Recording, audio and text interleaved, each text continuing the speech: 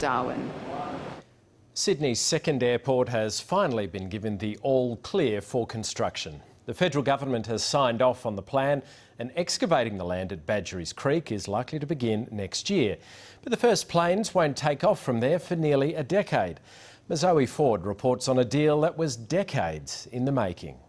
For more than 70 years, successive federal governments have wanted to do this and say this. All the regulatory approvals are done.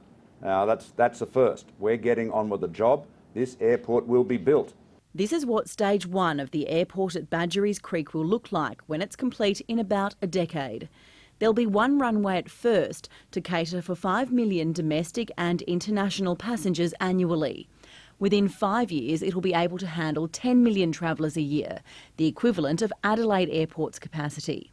A second runway will be built much later. On current projections, that won't be until about 2050. But the important point is the airport is being planned for future capacity expansion. Getting to Badgerys Creek when it first opens might be tricky though.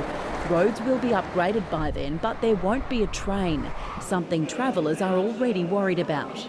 Well, that's probably not ideal because there's a rail link here, isn't there? Could be a bit of a problem, especially for people who don't have the money for taxis and Ubers and stuff. A rail corridor has been reserved, but the New South Wales government wants to wait to see what demand is. But obviously if there's a limited number of passengers for the first couple of years, I mean, you need to get the timing right. So that the capital will go into the railway when it's the right time to do it. With the plan now approved, the next step is to find someone to take on the project. Sydney Airport Corporation Limited, which operates Kingsford Smith Airport, has first right of refusal and now has until April to make a decision. The federal government's already been working closely with the corporation and is confident it'll jump on board. This airport is needed. It will drive jobs, it will drive investment, it will drive industry, it will drive technology. The government predicts 11,000 jobs will be created during construction alone, and 9,000 workers will be needed once the terminal's operating. Zoe Ford, ABC News, Sydney.